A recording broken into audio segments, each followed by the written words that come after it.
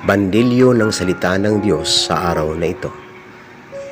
Aklat ng Roma, Kabanatang 12, talatang 9 hanggang 21. Maging tunay ang inyong pagmamahalan.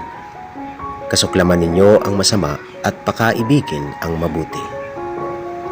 Magmahalan kayo bilang magkakapatid at pahalagan ninyo ang iba ng higit sa pagpapahalaga nila sa inyo.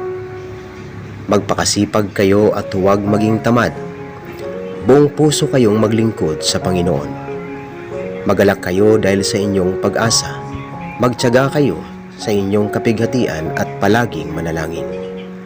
Tumulong kayo sa pangangailangan ng mga kapatid at patuloyin ninyo ang mga taga-ibang lugar. Idalangin ninyo ang mga umuusig sa inyo. Idalangin niyo sila at huwag sumpain. Makigalak kayo sa mga nagagalak at makitangis sa mga tumatangis. Magkaisa kayo ng saloobin. Huwag kayong magmayabang, sa halip ay makisama kayo kahit sa mga dukha. Huwag ninyong ipalagay na kayo'y napakarunong.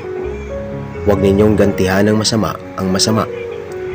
Sikapin ninyong mamuhay ng marangal sa harap ng lahat ng mga tao. Hanggat maaari, gawin ninyo ang inyong makakaya upang mamuhay kayo ng mapayapa kasama ng sinuman. Mga minamahal, huwag kayong maghiganti. Ipaubayan ninyo iyon sa galit ng Diyos. Sapagkat nasusulat, akin ang paghiganti, ako ang gaganti, sabi ng Panginoon. Sa halip kung nagugutom ang inyong kaway, pakainin mo. Kung nauuhaw, painumin mo. Sa gayon ay magbubunton ka ng mga bagas sa kanyang ulo.